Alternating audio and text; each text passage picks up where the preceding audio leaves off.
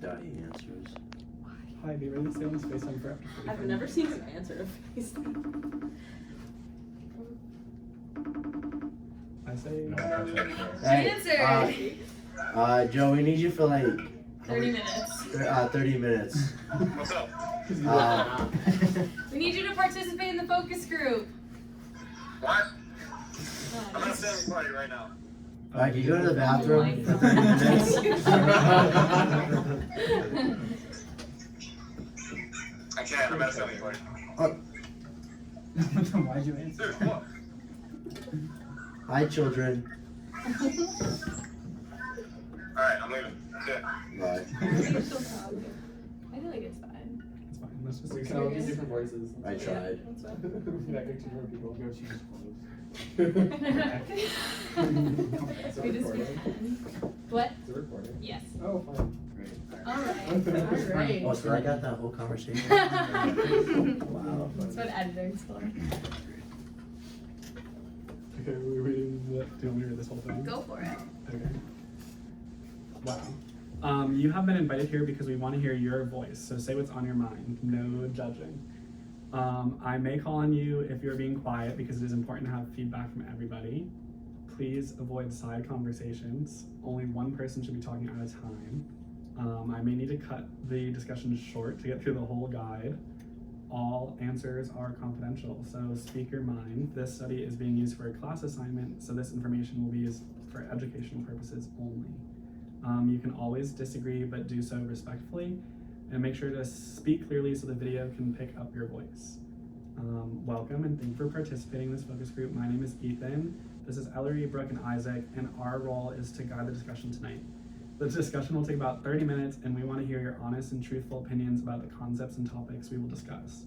There are no right or wrong answers to the questions, but they are mostly based on opinion, so have no fear and just say whatever you think. The purpose of this discussion is to get your opinions on sexual assault across college campuses.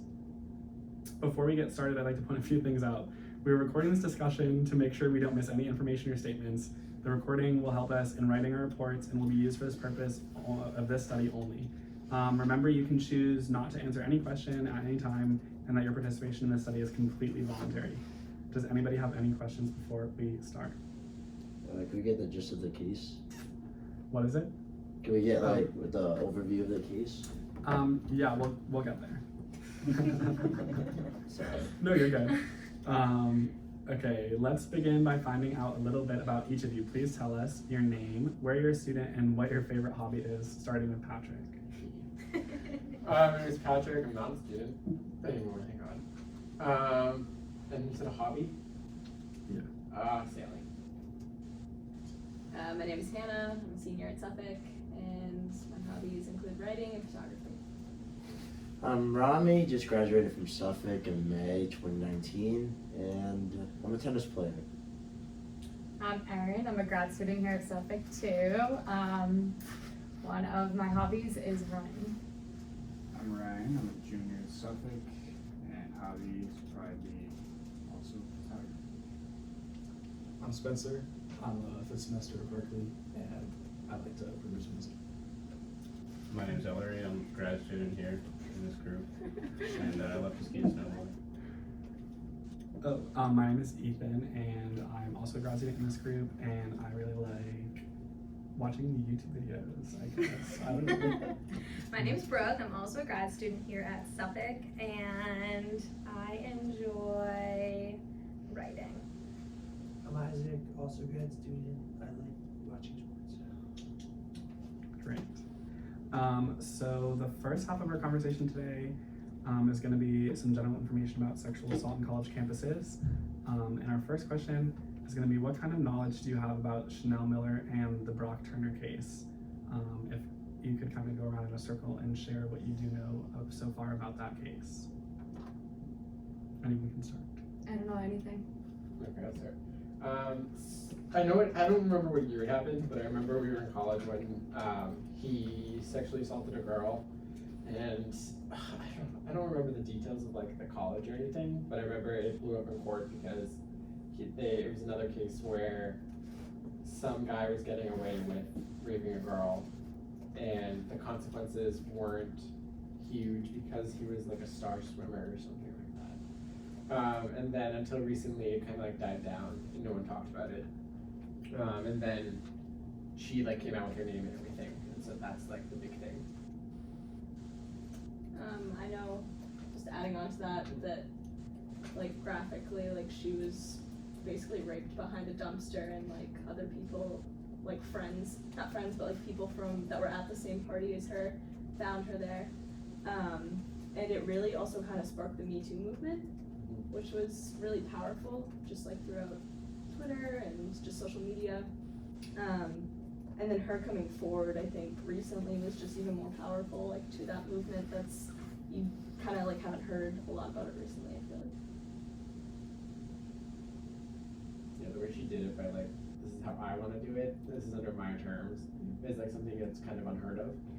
I think a lot of people get scared, which is fine, which is completely understandable, but I think she is doing it the right way, and I think that she, I don't know, I think it's this powerful message that she wants her name to be heard the way she wants it to be heard. And I think in the media sometimes, like, Brock Turner, like that was a name you were gonna hear all the time. Yeah. And so that was just, like you said, giving her the power back. So I guess for those of you who may not have heard about the case before, and those of you who have, what were some of your initial reactions? So if you can remember back to when you first heard about it, or for those of you who are kind of just hearing about it now, what are some of your initial reactions to that? Also, it was Stanford. It happened in 2014. For the longest time, she was known as Emily Doe until the past couple weeks, where that was when she finally released her name. I think I actually do remember seeing it on the news, but like I don't like watching the news personally because I get kind of depressed over it. But yeah, it was on the news like every day for a couple of weeks. I remember, but like I never sat down and just like watched it. Right. Same. And I think my reaction to it is, I'm glad that she's doing something like, what did you say her name was on the news? Chanel Miller. But like on the news, she was Emily Doe. I Which is like how what they she's use trying to it. get her name back and getting the power into it. So I think that's a bit different than like typical rape cases, since it's usually under the radar.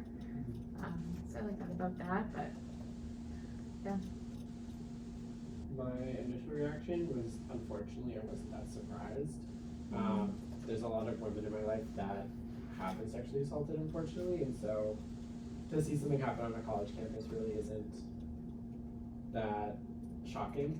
And I feel like a lot of colleges and universities kind of just like push it under the rug for many different reasons. I don't really know why. I'm not a dean of students, but I think it definitely is a problem whether you are in college or even past college. I think that just people don't understand what their actions can do.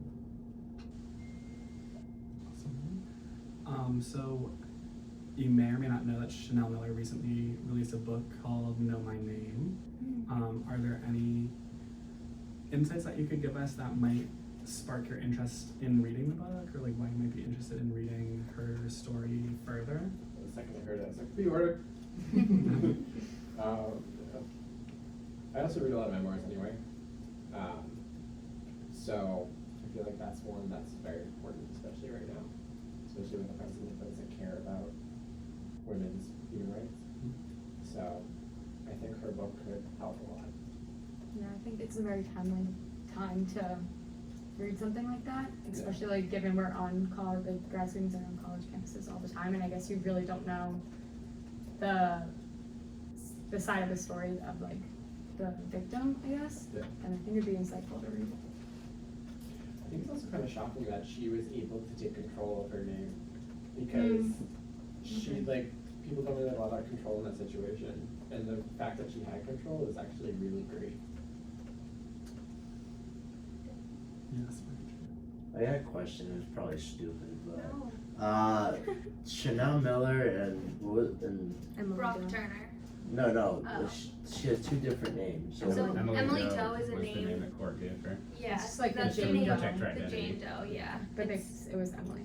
So why change her? So that's a generic name that people like in the medical industry or criminal cases or stuff like that they'll give to Or, like, a privacy. victim, Oh, yeah, for privacy. okay. So that's how they were identifying her, other than like this girl that was sexually assaulted, this girl. So they give her an identity type of deal. So now recently she came out with the book explaining everything from her side. She told her testimony, released the tape of of her reading, like addressing Brock Turner directly, and she kind of just like took back her own identity, which is what we were talking about. Wow. It's so Yeah. cool too because rape victims are always like it's a lot of people don't come forward because they don't want to go to court and like put their name to a rape case or something like that. So I love how she's doing that.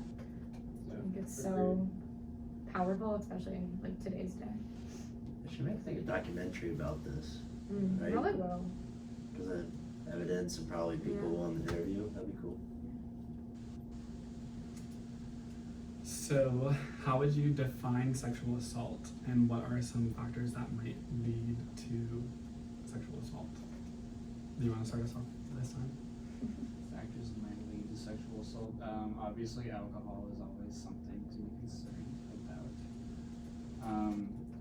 Sexual assault and rape kind of interchangeably, I think. Just acts of, obviously sex itself is like a very subjective thing depending on who you ask. For some people it's one thing, for others it's something else. But sexual assault, obviously there's some sort of measurable amount of lack of consent. Usually violent in a lot of ways. It's kind of a baseline definition. But it's one of those things that's not like gonna mean the same thing to two people. Sure. It's gonna be like up for debate, I guess. Definitely. Well, maybe we can work as a group to come up with like a definition or hear some more. I mean, Does anyone yeah, really I think have- there's a difference between sexual assault and rape. I think it's all under the same umbrella of there's not consent. But I feel like sexual assault can be as little as like touching someone without their consent in a sexual or non-sexual way, when rape is more of like an act and the penetration of the act and it, without consent. And they can be violent or non-violent, but again, consent is the overall arching factor of what happens. And I think alcohol definitely enhances what happens, but I also think it's the teachings of how you teach whether a man or a woman, whoever's committing the act, and kind of like their mental state and how like they talk about it, what they think about it, how they view other people doing it. So I think there's like a lot of different factors that go into it. I also think it's like both emotional and physical abuse. Because like you can be sexually assaulted that goes really deep into your emotional well-being, and also obviously like a physical if you're assaulted and hurt. So there's like two mirroring factors.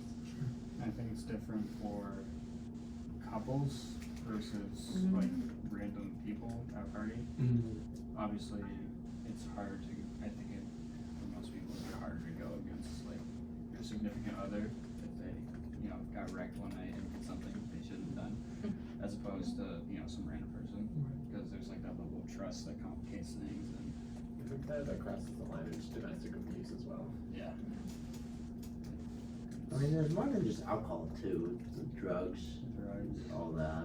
Some people are just shitty people. Yeah, true.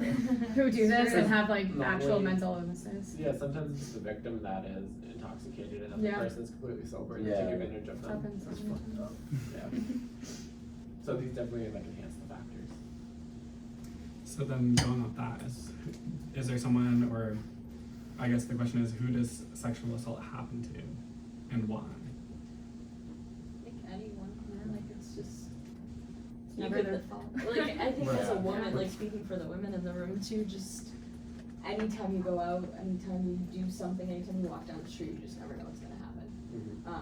And that's so scary, like especially living in the city.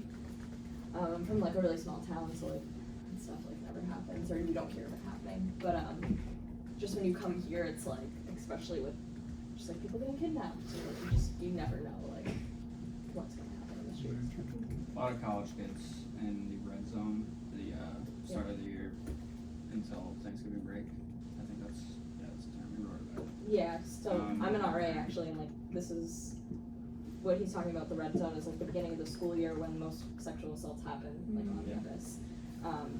Just people and new interactions, just people getting drunk, just different things like that, and a lot of it happens in the dorms too. The majority of sexual assaults on campus throughout the year will occur in the first like month and a half of the academic year.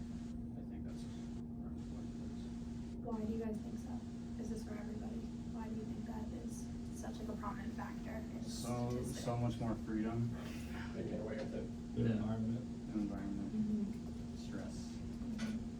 Well, and also the whole stigma against universities and colleges with how easy it is to kind of get away with it. Like, Yeah. they're not gonna, especially if you're a guy, they're not gonna question you. And a little bit of lack of awareness and a lot of a lack of accountability on other students. Yeah, Like, definitely. A lot of people not speaking up in the act, or if you see something leading up to the act, a lot of people not stepping in. They should, because they want to do with it or whatever. Yeah, the biggest thing I see is like people just taking advantage of other people, like people who are older than like a freshman student, just like abusing the power almost of like, I don't know, knowing the city or like knowing their environment, is probably like the most where I've seen that prevalent. I feel like you don't hear about a lot of it on campus either, so like one person gets away with it, like one of our buddies can get away with it too, that kind of thing. And it's definitely people being uneducated, because it's like you never really learn about it in your adolescence or anything. You know, it's like you can't take like a 4-hour like sex and drug course going into college, and then it's like, oh, I know exactly what to do now. You know, and I think it also has to do with like hookup culture in college too, like because you come to this whole new place where all this stuff is going on, and it's like every night there's probably millions of college kids that are like intoxicated having some encounter like that, but Well, especially for like the incoming freshmen, they probably are like prepping for college, like getting drunk, like banging people, obviously. They look forward to that, so they like talk to their friends about it all summer, and then they. Not even just freshmen. I feel like a lot of people do that, like Yeah. every year of college too. And Like, they probably watch all the like Project X movies and Yeah. stuff like it's like the that. best 4 years of life. Like you might as well. Yeah. Well, the people don't drop that when they leave college. No, they So don't. They definitely do not. They still do all of that. Yeah. Pop culture, like Blue Mountain State, like Yeah. So that's that sort of thing, I think that plays into it, Because they see what happens on TV shows and they want to. they're like, those girls' feelings weren't hurt, or those guys' feelings weren't hurt. So maybe deep down they know they did something wrong and they don't want to believe it. Yeah. Who knows? So a few of you have mentioned like that schools are good at hiding, like covering it up or want to cover it up. Can we speak on that a little bit more, like some intentions why a school might? Reputation. Image, yeah. Yeah, they don't want to go to court for it. They don't want to deal with it. Money. Money, It yeah. costs a lot of money to go to court for these kinds of things, and sadly, I feel like that's a barrier too. Might turn away from like potential college students coming in, enrolling into the school. Yeah, if you see it on the news, like parents are Oh, like, yeah. oh, Yeah. X and got raped We don't here. wanna- We don't want you to go there. Yeah. We don't want to believe it, but a university is a business. Like, Yeah. They don't care about their students as much as they let How about some of the resources that you know about or have heard about on our college campus or other college campuses? Like your freshman year, they literally just tell you, to all the girls about the program for it's called, is it RAD? Like to fight against someone? I don't know. It's like a program for defending yourself, We and have, that's like- like the one thing you learn about. And then they don't educate you on they make you do like that thing online where you have to like do the alcohol and sexual assault thing, but everyone just clicks through it. Like no one. I was about to say. I don't think anyone actually does that. And so they don't really inform you. So I don't think colleges are actively going against the issue. I think if anything, they're exacerbating the issue by not believing their students and not caring for their students. At least college experience I had. I don't know about other colleges. And it's a very tough thing though, just to teach. I mean, it's like one of those things that when you're in that position, you're either gonna do the right thing or you're not. and clicking through a survey is not gonna teach you that. It just shows the level of like care that the university has about it, that it isn't kind of thing. I think like accountability too, like, is not taken. Just like I've seen so many students like even on this campus who have just like gotten away with things, and like they go about their day and they're still student leaders and they still hold positions on this campus, and it's so frustrating because it's like, why are we giving the power to the people who are literally breaking down our students? And they act like nothing happened too. Yeah. You know, it's, I don't know how you can live like that. Do you have anything to say coming from a different college than most of the students in our group today? I feel like, you know, a lot of people don't even really know the resources. It's like they kind of just give you the rundown and orientation when you're a freshman, and they're okay, we told you, so you can't blame us when you don't know it. Yeah. Checking a box. Yeah, Yeah. exactly. It's all it is. Yeah. When in reality, after you get out of college, it's like, nope, that's real life, that shit happens. Yeah. I feel like a lot of students too don't like realize that this could happen to them, especially an incoming freshman. They're like, oh, that's only in the news, that's only in the media, Yeah. like that's one person. Yeah. So I think it's definitely the school that should be held accountable, but the students also aren't that apt to learn about it either until it happens to them. Like, You're looking 18, back. 19 years old as a freshman. Like, you're not mature yet. No. Like, your body's still growing, you Yeah. know? Especially your mind, too. Yeah. It was- Especially. Because in your mid-20s, you know? Even when you graduate, you're not Yeah. like fully Well, mature. Yeah. 25, like, Yeah. I know. I feel like a lot of people don't even really know, like, you know, it was hard for us to even say a definition of, you know, everything. And it's like, a lot of, even, you know, some of the people that are committing the crime, it's like, they don't, you know, they cannot even know it's happening when they're doing it, you know. Then their mind's like, oh, you know, free party or whatever. You don't even know. What about off campus and like how sexual assault situations might happen off campus, or how people, even if they happen on campus, how might people deal with it off campus? Resources outside of on campus. So what are you saying? Like, it occurs off campus, or what's it? Yeah, maybe you're not a college student. Maybe you never went to college. Maybe you've been graduated for 10 years. Yeah. Or maybe it did happen on a college campus to you, but you don't know about the resources on your college campus. You go elsewhere. Like, do you know what else you might do, or? I would go, if I was like comfortable enough to report it, I'd go to the police, but other than that, I have no idea what I would do. Yeah. I'd like talk to my Same. friends maybe. I actually know a lot about like different resources, just like I'm the person that gives students resources like this, but like there's like the Boston Area Rape Crisis Center, I would say. Yeah. And they have like a couple hotlines and things like that where you can like speak with crisis counselors. There's also just like a couple of different centers. Like I know there's the National Coalition Against Sexual Assault, which is literally like right down the street from here. I've just like interviewed different places, like being a journalism student. So there is definitely like a lot of resources, but I don't think we, especially like at Suffolk, make them that well known to students. Right. So maybe there are like partnerships or something like that could be made. Yeah, I think too that we do have partnerships with them. It's just not advertised very well. So in your journalism students, you obviously have knowledge and have like a way to find out about this information, but what would you suggest to somebody that's maybe not a journalism student and how they can find out? This can be everybody, obviously, but what are other ways to find out other than learning through your own personal research, I guess? I would say like just because I'm a tour guide too, so I always tell students like to get involved. And I think like getting involved, you meet a lot of different people who share different experiences, and that like in turn like helps you network with different people on campus that can like, help you with these resources, I guess. How about the responsibility of a bystander? Does anyone want to try to explain the responsibility of a bystander, if it exists, if it does not exist?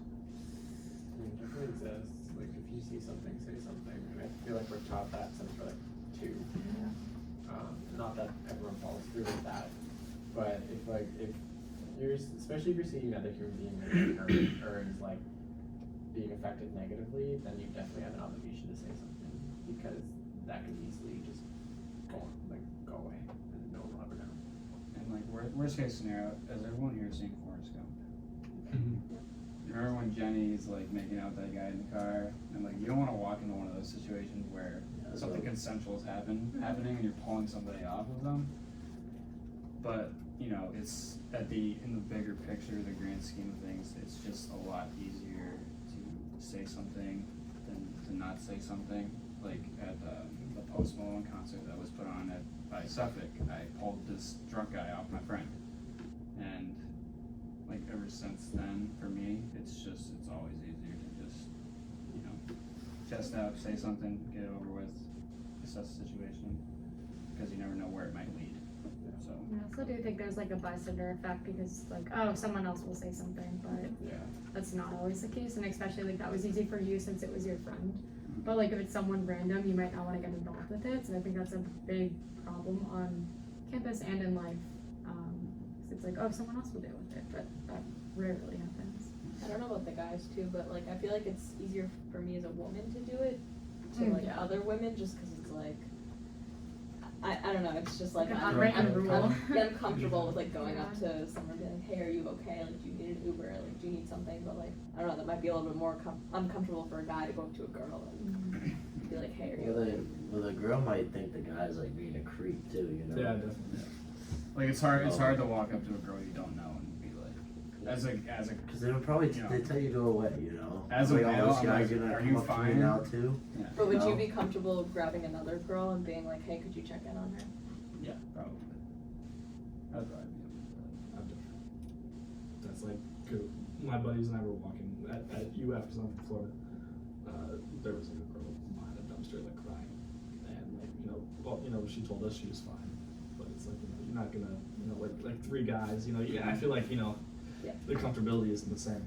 Because I feel like as a guy, the level of trust from a female in distress is not going to be the same as like another girl walking up to her and asking her if she's okay. But just out of natural occurrences, like I don't know if they're gonna be as comfortable as me asking as opposed to another girl. I feel that. Well, some great points we made in this part. We're going to move on to the second part of our focus group, but if we do have any ideas that you might have held back in this first part, feel free to bring them up as we move forward.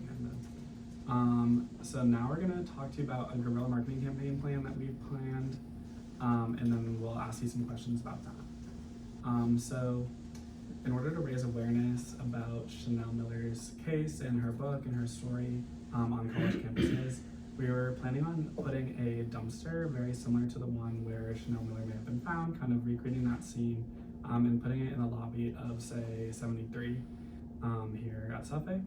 Around there, we'll have her letter and her reading her letter playing on a loop to kind of grab people's attention and to kind of share her story to people who may not have heard it yet. And then we'll also have name tags that say, hello, this is my story, for people to write down their story with experience of sexual assault from any scope, whether or not they were involved, a perpetrator perhaps even, a victim, survivor, whatever association they may have with sexual assault.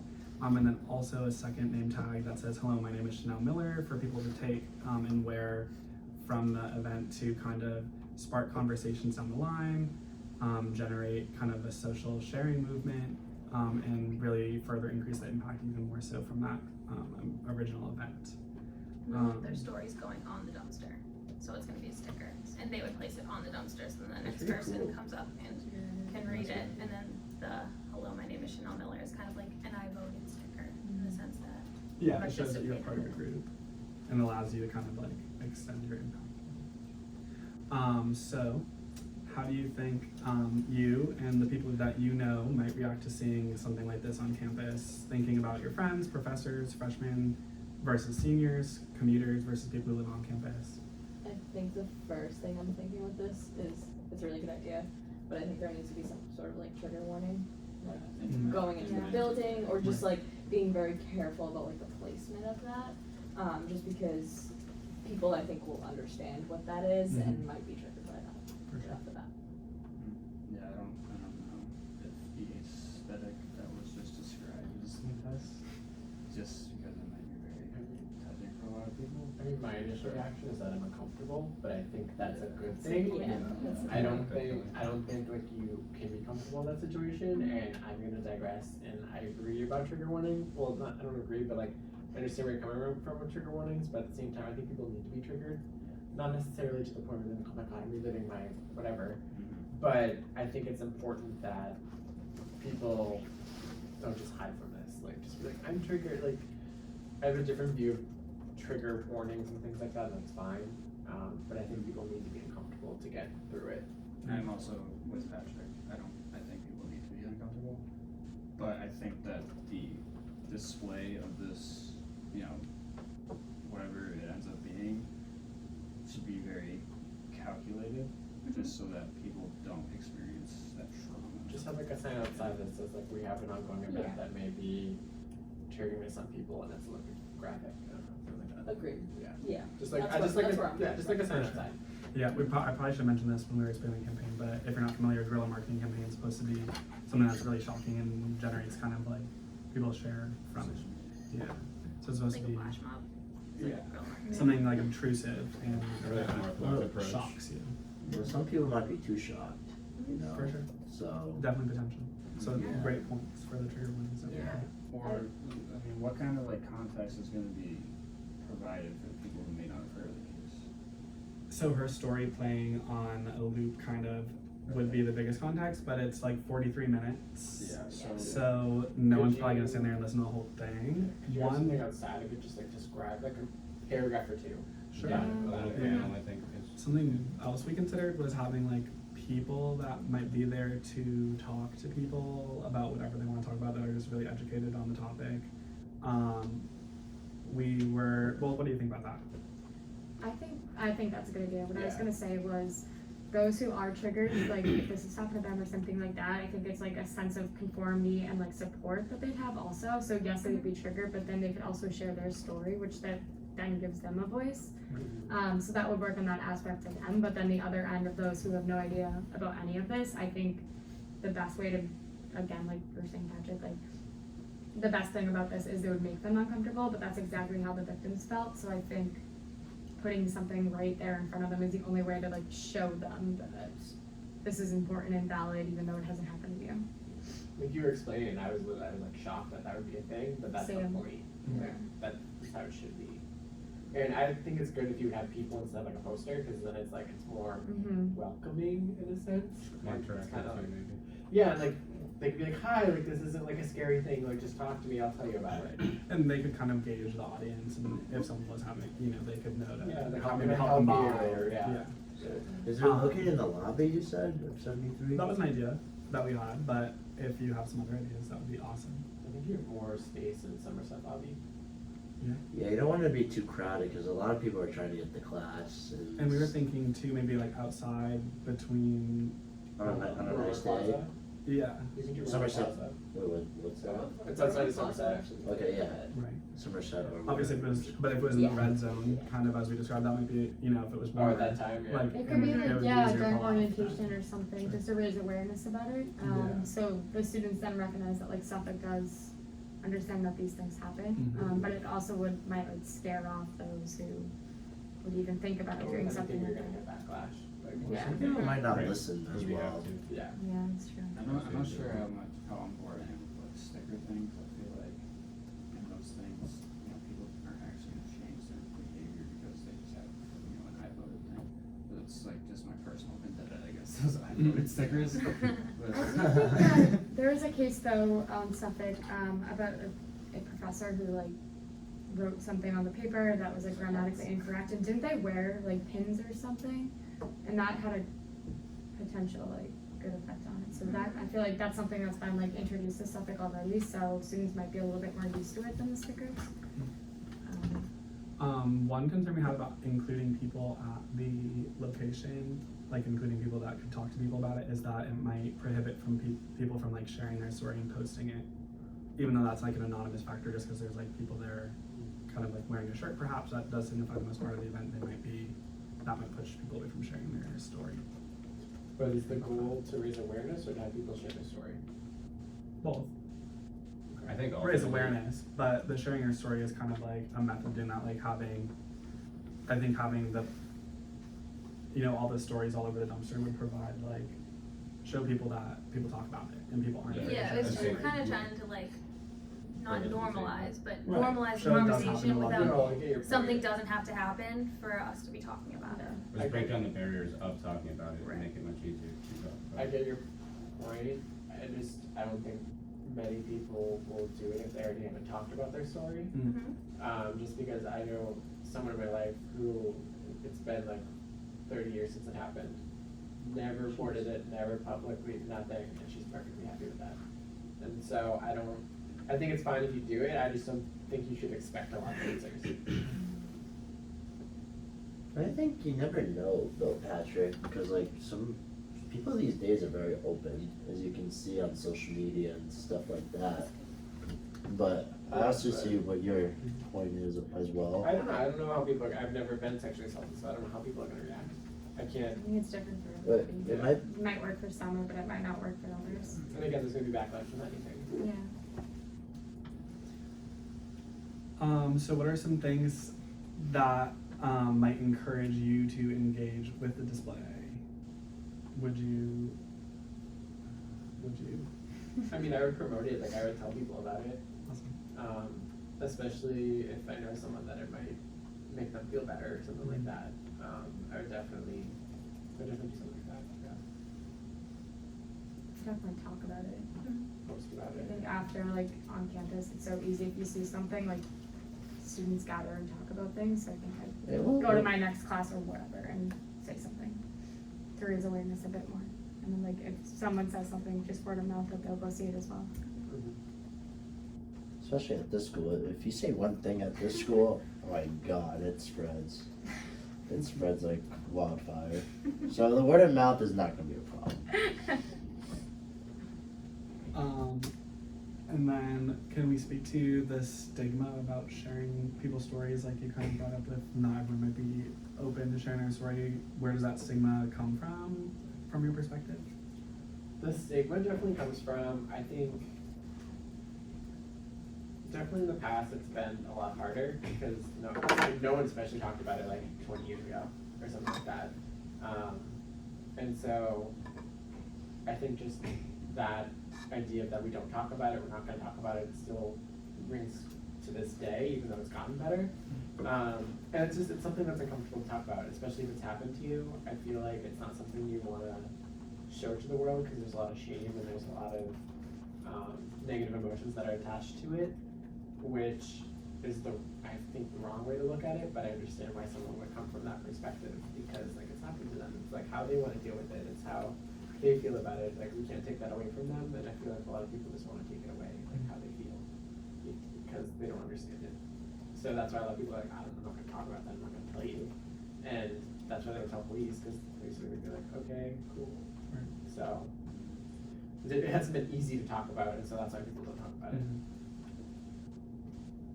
Does that also go unreported because it lasts for a long time, probably like over a year until it gets to court.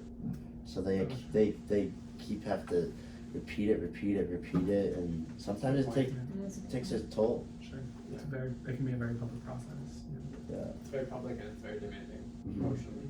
I think it also depends on, like, the personality type of the person, of the victim. Yeah. Because I think, like, when someone suffers a problem, there's one side that would share and talk to their friends and lean on them for support and that kind of thing. But then there's also others who just, like, depress it inside and don't say anything to anyone. So I think it really has to do with that I as think, well. yeah, I think especially in the past, there's like been this, what's that trial? I can't remember the name or when it was. It's just like, the what were you wearing that night thing. I don't know if anyone's heard about that. I've heard of it. But I don't know it's what it's just, called. yeah, it was like some some lawyer down south was like, someone was testifying or something, and that was like one of the questions.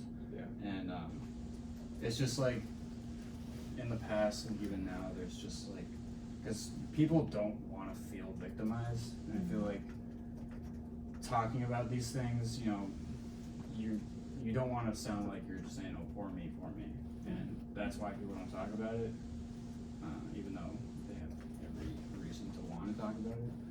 But definitely in the past, even now, there's just this like, well, what could have been done type thing, you know, like, what were you wearing, you know, how much did you drink?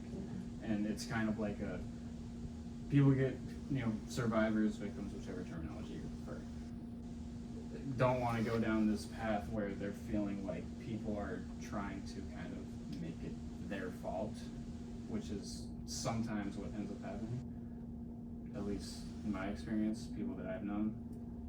But and you know, cases that we've heard about, people don't want to feel like they're kind of, people are coming after them because something happened to them. Or even if you want to feel like the victim, like you're not allowed to. Yeah. Mhm.